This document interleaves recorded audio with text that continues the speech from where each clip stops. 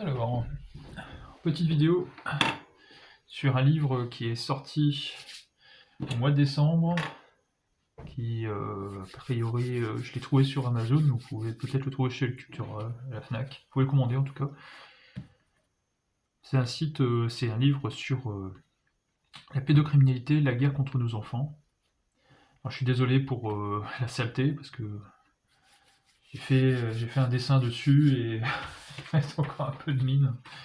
Je suis désolé pour la qualité. Normalement, la couverture est bonne. Donc préface de Car Zero, donc Wanted Pedo, c'est Maxime Monteau. Vous avez des interviews sur TVL, sur d'autres chaînes YouTube de cet ouvrage. Alors je trouve que c'est un ouvrage qui est très intéressant. J'avais un autre livre sur la pédocriminalité aussi, bon, c'est celui de Carl Zero, qui est très bien également. Bon, il date un peu plus, mais on retrouve effectivement des éléments qui sont présents dedans. Par que là, c'est beaucoup plus dédié, on peut dire, aux enfants de France, en fait, aux enfants qui ont été abusés sexuellement. Et donc on va parcourir un peu cet ouvrage. Alors, on va aller voir un petit peu la table des matières. Alors, comprendre, ça c'est divisé en 3 grandes parties, donc comprendre, prévenir et dénoncer. Donc, c'est vraiment un ouvrage pour les citoyens, et c'est un ouvrage qui a beaucoup de valeur parce que ce sont de l'expérience de terrain. C'est de l'expérience de terrain. Si vous allez sur le site de Wanted Pedo, vous verrez tous les articles ont été répertoriés. C'est une mine d'or pour, pour comprendre en fait le phénomène de la pédocriminalité et tout ce qui tourne autour. Pour ma part, la pédocriminalité en France est le problème majeur en France. Alors, il y a la préface de Karl, il parle de son livre en plus, et donc son film, le 1 sur 5. Alors, vous pouvez toujours acheter ses ouvrages, ça permet justement de financer des gens qui font en fait un travail toujours très souvent bénévole. Alors, sur Carl Zero, donc là, il fait sa petite préface, il fait le petit préambule. Voilà. Donc ça montre la situation, comment Maxime en fait a... Allez sur le site sur YouTube, vous découvrez également l'histoire de Maxime.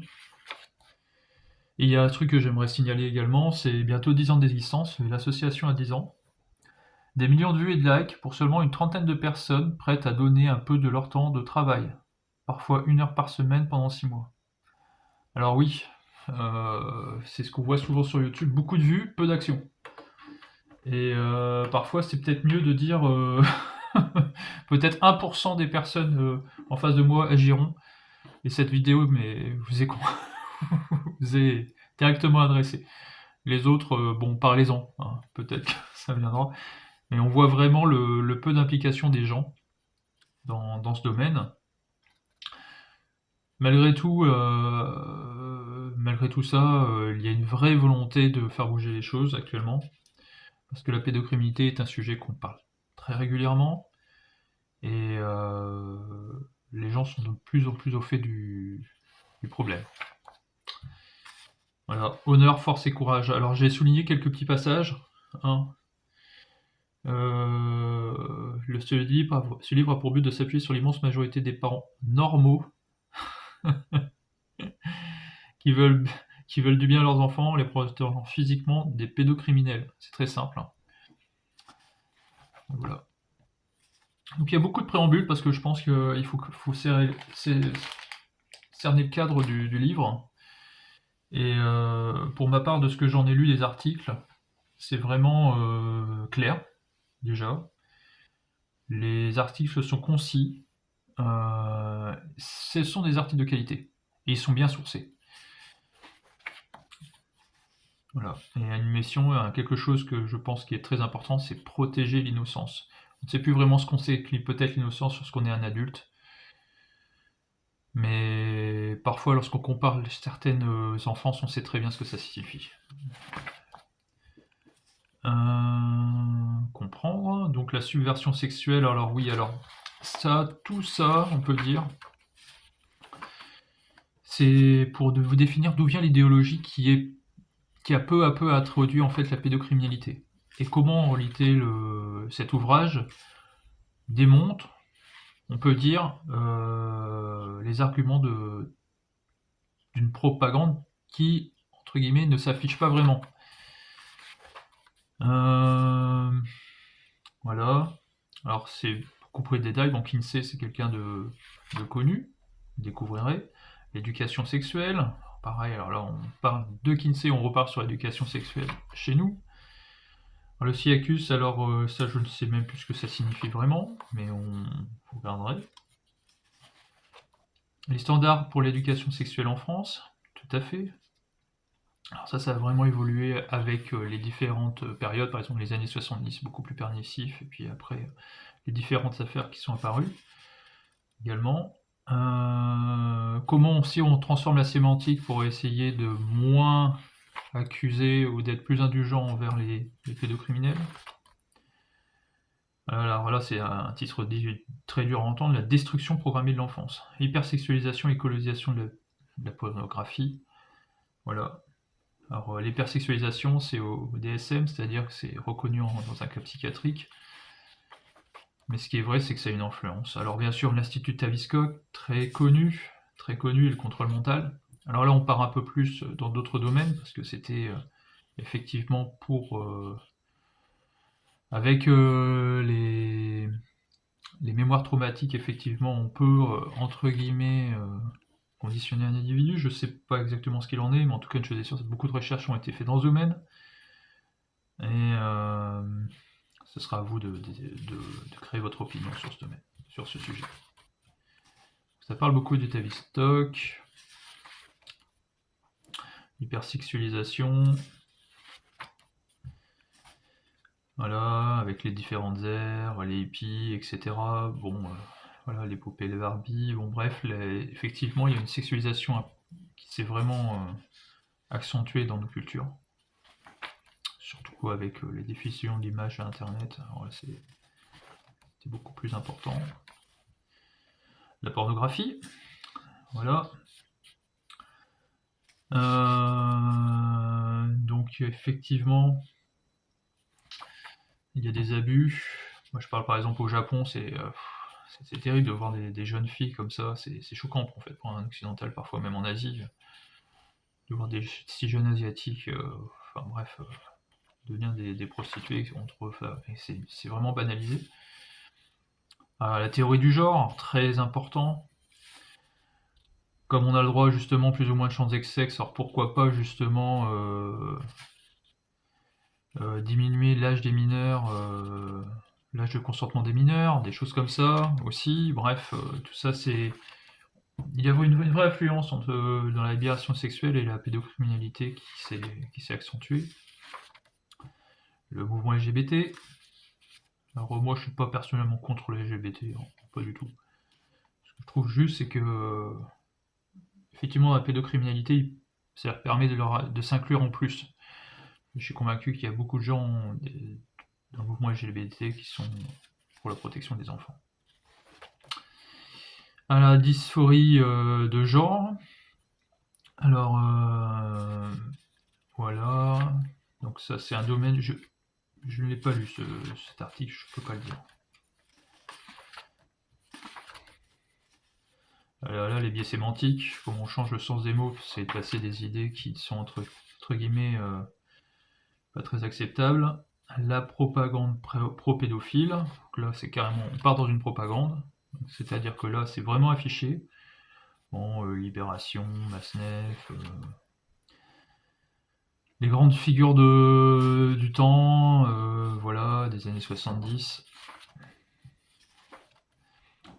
Par contre, ce que je vous recommande également, c'est de voir la série que Pierre a fait, là, les réseaux pédocriminels n'existent pas, qui est vraiment une très bonne source d'information. Il faut du temps, une très bonne source d'information sur les mécanismes des comment dire, des réseaux, des réseaux pédocriminels à travers le monde. Il fait un très bon travail, Pierre, là-dessus, rien à dire. Et puis voilà, bon là j'ai... voilà, bon, moi j'ai un petit peu souligné. Vous voyez, c'est pas des... tout est très bien chiffré, tout est bien comparé. Un très bon rapport aussi, c'est celui de la civisme. Mais là, ce qui est bien, c'est que ça vous permet de connaître les origines et les gens qui les défendent, d'où ça vient. Le syndrome des faux souvenirs, alors ça c'est très important. Voilà, les ovaries contaminés par des souvenirs illusoires. Bon bref, la parole de l'enfant dans ce cas-là n'est absolument pas écoutée. Le syndrome d'aliénation parentale, ok. Ça c'est aussi un des arguments majeurs, je vous laisserai découvrir. Et c'est très bien expliqué et on voit très bien l'évolution de l'idéologie, et ça c'est très bien. C'est très bien, pas l'idéologie, mais de l'apparition des arguments. Avec des experts qui, comme Kinsey, qui est un acteur majeur en fait, était loin d'être un enfant de cœur dans ce domaine. L'enfant, encore, question importante, qu'est-ce qu'un enfant? Savoir que l'enfant n'a pas toujours été considéré comme un enfant maintenant. Il y a eu vraiment une évolution vers la protection de l'enfance.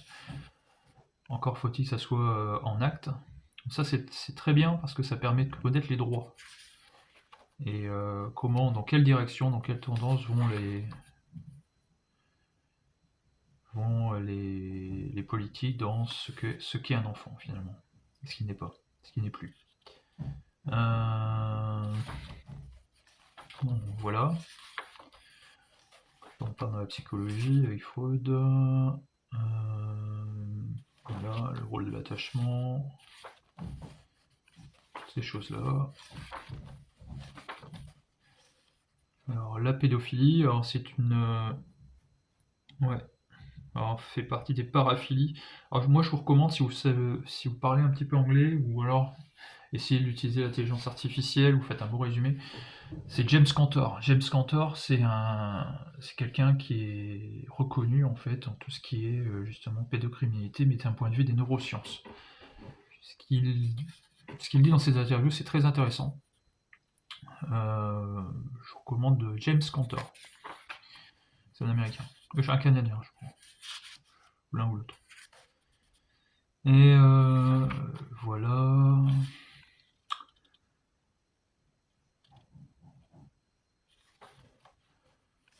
Donc tout est bien marqué. Je vous laisserai regarder là-dessus. Là, c'est vraiment une vidéo de survol. Les réponses judiciaires et les failles du système. Alors les réponses, c'est peine d'emprisonnement. Alors bien sûr, en réalité, les peines d'emprisonnement, elles ne sont pas appliquées totalement, bien sûr.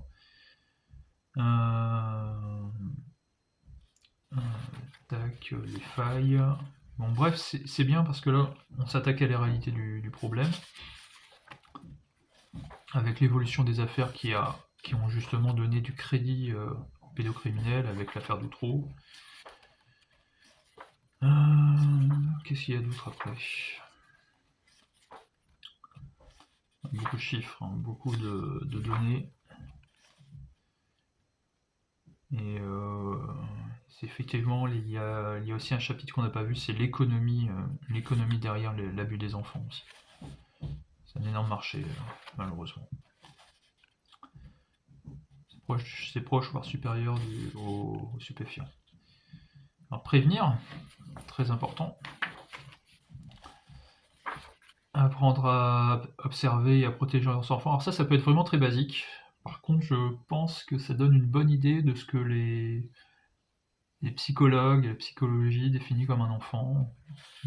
Et ça, c'est très bien parce que ça donne un point de vue de ce que la société représente comme un enfant. Les stades de développement de l'enfant, c'est très important. Savoir ce qu'une personne est capable de vivre, de ressentir, d'intégrer comme expérience. Très important, les conséquences des abus sexuels sur les enfants. Alors les signes évocateurs de maltraitance, alors c'est l'évitement du regard. Le regard est très important, on le voit tout de suite, hein. C'est toujours un des premiers éléments qu'on voit, c'est le regard des gens dans ces cas-là. Bon, je vous laisserai lire, c'est très intéressant. Les troubles de sommeil, les troubles alimentaires, ralentissement intellectuel, blocage affectif. Ouais, c'est des thérapies lourdes, ça déjà. Alors souvent les parents nient être les auteurs des lésions observées aussi. C'est vrai que là, dans ces cas-là, la famille n'est pas vraiment un support. Il y a tellement d'abus qui sont aussi dans les familles parfois, donc pas parfois, souvent. Alors l'enfant ne comprend pas tellement, mais il comprend qu'il souffre. Là, je le lis. Un trouble d'apprentissage, l'heure obsessionnelle, changement d'humeur. Bon, c'est vraiment, en fait, c'est la focalisation de plusieurs cases qui sont cochées qui disent justement qu'on peut avoir eu à un stade précoce des abus sexuels. Comment utiliser nos enfants et adolescents face aux agressions sexuelles potentielles? Ça c'est très important. Donc l'isolement de l'enfant est souvent une des causes, où il y a un parent qui essaie de gagner une confiance, ou un proche de la famille qui essaie de gagner une confiance et qui a une certaine intimité. Bon, déjà, quand ils sont tous les deux à deux en train de faire les devoirs dans une pièce, déjà, tout le temps, c'est pas bon. Il vaut mieux qu'il y ait un tiers. Voilà. Un enfant sur 10 est victime d'inceste au cours de son enfance en France. C'est énorme. L'inceste. C'est pas un agresseur extérieur. L'inceste. Voilà. Non, c'est clair. Et puis ce qui est bien, c'est que ça donne un point de vue justement important sur ce que la société pense et ce qu'il du bon sens, quoi. Ce qu'il faudrait faire, du bon sens. Que du bon sens. Mais le bon sens n'est pas appliqué.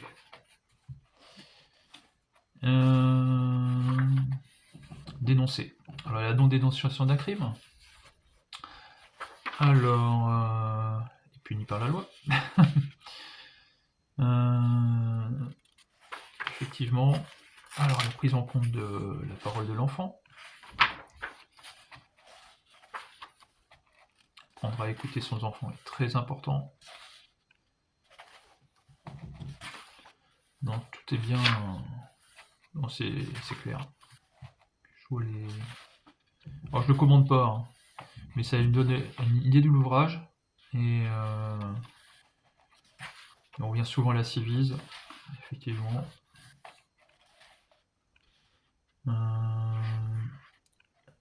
Aussi comment les médias en fait détournent justement les affaires, enfin essayer de banaliser, pas banaliser, mais d'enterrer les affaires. Bien sûr, comment la justice crée des failles également. Voilà, c'est des grandes affaires. Voilà, conseil aussi. Alors ça c'est très important, ce chapitre-là.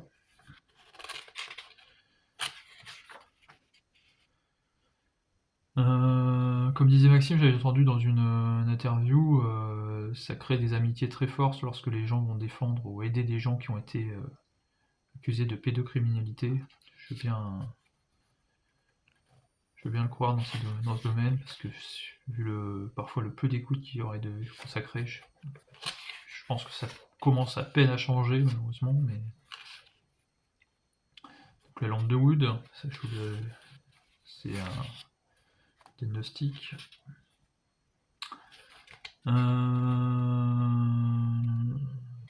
Voilà.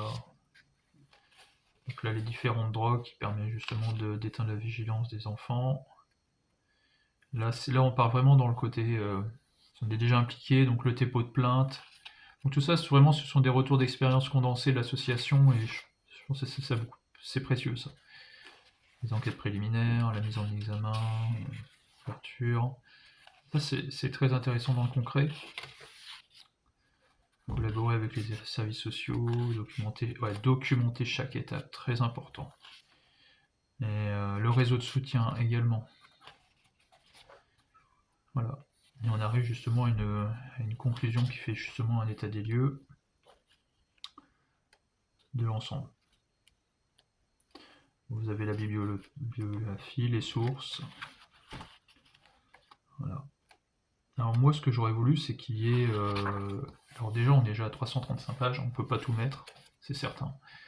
Mais sur le site de l'association, vous trouverez d'autres informations commentaires. Moi, ce que j'aurais juste voulu, c'est peut-être des articles, mais bon, ça sera peut-être pour une édition 2027, je sais pas, ou un autre livre. Il y a l'association Antipédo, mais on sait très bien qu'il y a d'autres associations. Il y a des associations qui réunissent par exemple des avocats, des juristes. Il y a d'autres associations qui sont plus locales. Et d'en faire une liste, ça aurait été intéressant. Moi, j'ai donc une liste des associations accessibles où les gens justement peuvent se tourner. Pardon. Ensuite, j'aurais bien voulu aussi, c'est comment entrer en fait chez Wanted Pedo, comment rentrer dans cette association. Parce que effectivement, Maxime est ouvert, mais voilà, je pense qu'il a déjà eu aussi des problèmes.